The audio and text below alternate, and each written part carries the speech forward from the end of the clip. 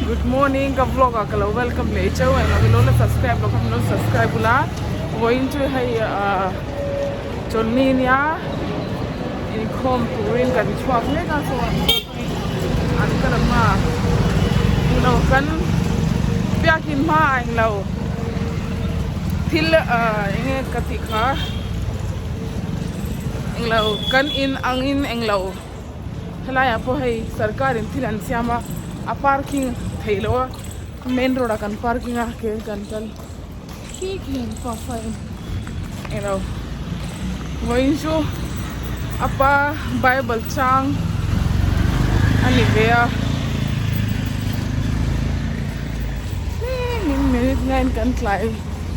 dau say hi Mandy. Hi.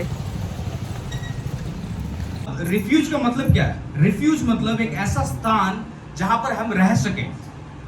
हमें समझना जरूरी है कि जब हम प्रभु यीशु मसीह में आते हैं, एक नया विश्वासी होने के नाते या पुराना विश्वासी होने के नाते, एक रोजमर्रा की जिंदगी में हम बस यही समझते हैं कि बस चर्च जाना है, प्रार्थना करना है और बाइबल पढ़ना है, यही हमारा रेगुलर रूटीन है। लेकिन जो रिलेशन जो एक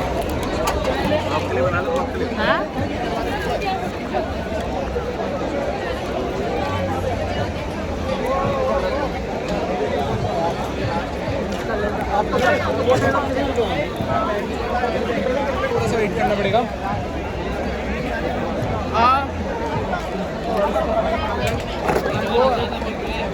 मस्त भीड़ थी यार और आज वहाँ तक एंड तक भीड़ थी ना बहुत जल्दी। वो ये मुझे ना बिना सॉस के अच्छा लगता है यार। हाँ, बिना सॉस को मुझे भी अच्छा लगता है। Hihi ka papati fin turka siya ma lemon rice kaking ngatia to wain to lemon rice ati fin turka kapeka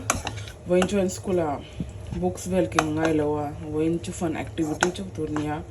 chan poli kaina first day nia to wangchan anin enjoy don wain to hihi nia ka ingdo ka lemon rice to hey South Indian dish niya ka siam tirlai ka record thira chen su tlim ka man modawa chong ni danga kalo ti sak don chon intan school 4th class Polia a first day niya hi like and subscribe tiro Polia avoi a first day niya claim na try the way into Mizo tonga zira Malvinan allow sayang iming enge Coming to Melvina. hey ka boy te ai fiama heta allow mo hi le ka khongai look to ke mutan hi ai fiama boin ka mo school akal athom halu to ka mut lai si thom ma le si heta no fiama allow mo cher ang aleman fiam din ay ama chone thingte lang tin one fiam main everyone welcome back to my channel Mizo nu vlog akalo welcome le chau englo past 3-4 days tangkhan ka busy lu tuka chuwang chon ka vlog kha galo ti chathai lawa ni khada khan voi khatcha khana galo upload hai englo hi alno to chuan englo voin tang chuan tle min ke marker free to then ka subscriber ho an min lo comment kha ka share duk dak thailo voin zana uluk takin galo sharanga chuan voin zan chu englo rei to kar masa khan aniang ka subscriber pakhat khan englo min lo kamena englo min soy sel ni lawin englo a comment mi comment ka soy sel ni lawin englo hey mi englo subscriber demand hi ti vek ngai lo min lo tia ma se o a soy kha chu dik tho ma se hey subscriber ho hey hi khai kan end du hey min lo request kha ti lo kha keima it's englo keima nuam kalo ti lo ni chu keima ril ruatang kha nuam kalo ti lo a chan chu hey YouTube channel hi nang ni wanganya englo akai hetian englo kai sang tultula nang ni wangnya subscriber te kha min kan nei chan hi reason chu nang ni mangai na ve khania nang ni milo subscribe wangin ka subscribe bar hi atama chu wang chuan khami englo subscriber ten milo request ka chu ti lo kha chu nom ka ti lawa chu wang chuan karma sa ani toin ka share o khata khan englo house tour te khami lo request na sel tu ka chuan ka house sa chuan engmau lo englo do soileng hei thil in chei te hi englo tivel te englo ka thiam vak lowa ka thiang ngi han ka tivea house tour te kha ki chu min lo ti ula min lo tive sakula min lo kamena बहुत लोगों ने कमेंट किया चुन चु एंगलो हाँ और house to चु कमन हुना कलो तींगा चुन एंगलो इन क्वेश्चंस देखा इन पाही क्रिश्चियन निमी एंगलो खा दिखानिया चु कलो क्लियर रंगा चुन इन लो एंगलो इन एंगलो जोनो क्वेश्चंस देखा दिखान लो खुम में से चुन नकिन हुआ नी दंगाते Kazyak englovik nga chuan kalau answer don chunia chuan voin chu ka subscriber pakhat khan roti nen ei tur dry anglo chomhe eng ti siam te min lo ti la tia chuan voin chu englo kan vai tur englo parbor chu hi ka nga chan chu alu ka tel ngai lo chan chu hei zana hian alu kai tir ngai lo ka fapa te chon ka fapa le kan pa hi chan chu alu hian starch atam thelu tu ka chu zana e kha chawak lawa chuan voin chu barbor drawing anything a simple topin masala telwak loin kalau siam dona nang ni lo en donya tu in dile in lo siam ve donya na chuan kan pa real cham tu ka diet in gada chuna chuan ai tur oats masala oats kalau siam dona hey beans he tan terote ten ka chananga chuan beans le carrot po hin tel the terote te achen chu ke man carrot kalau nei to la beans le purun chau ka telang heta han chuan tomato thlem te nen an he masa hey oats nya hey oats hi chu nangnin thing pui ka ti bong nu te a hetian chum to po hin e the ma se bong nu te po hi kan pa ka pangalo chen chu bong nu te hey suit lo chon hey gastric an nei chaklu tu ka thil milk product e reng hian gastric nei ho chon gastric an nei china chu wang chon bong nu te ka siam lo nga masala oats ka siam do na chu market a chon nangni in du chon masala oats ready made po ma ke chon a ready made thi ka le ngai lowa hey hi plain masala oats hi ka le ya chon heten masala oats hi na ka siam thin tel kachwang pota heta chan purun ama sabera he katelanga he ni hi mustard seeds ania he purun ka ti story enge kan te antamu ania he helai chon heten tel kan tel masa englo he tel ka tel masa nga chan purun ka telanga chuan marcharo kha terote ten ka chan nga chan ka tel lenga chuan hemithi ka tel lenga tel so to a tel so to tia han englo anta mo hidan kan telanga semin hidan kan so tenga chuan chu Mizo he macharo katana terote ten ka da hidan kan telenga he masala oats gym kal how diet ti how hian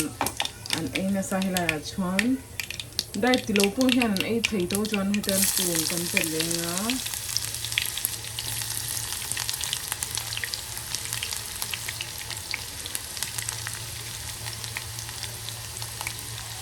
Diyan kan sote lenga grey lote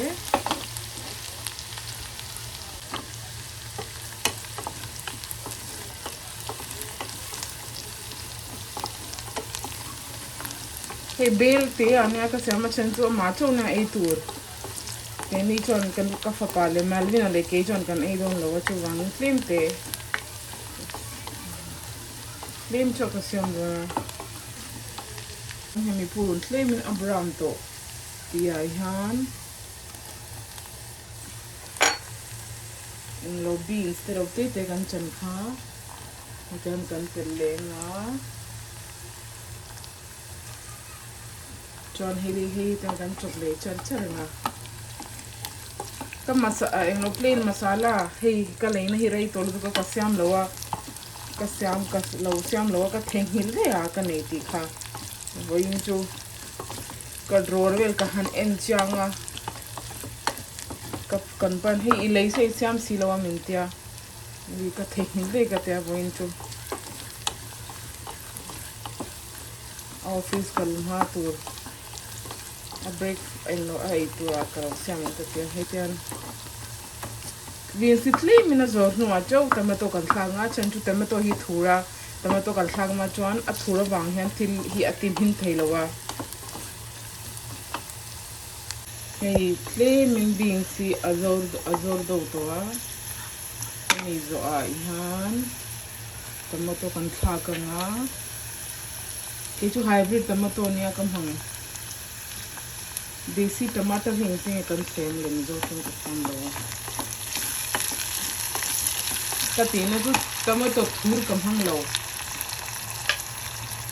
thur bak lo ka tomato hi chuan chi tel han thil hi koi ma duwa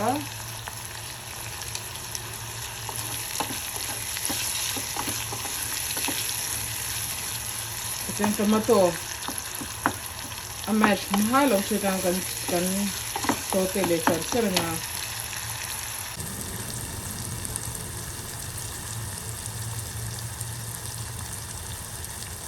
ini tomato hi kem te na mas chan to ti ai han iro ayang kan telanga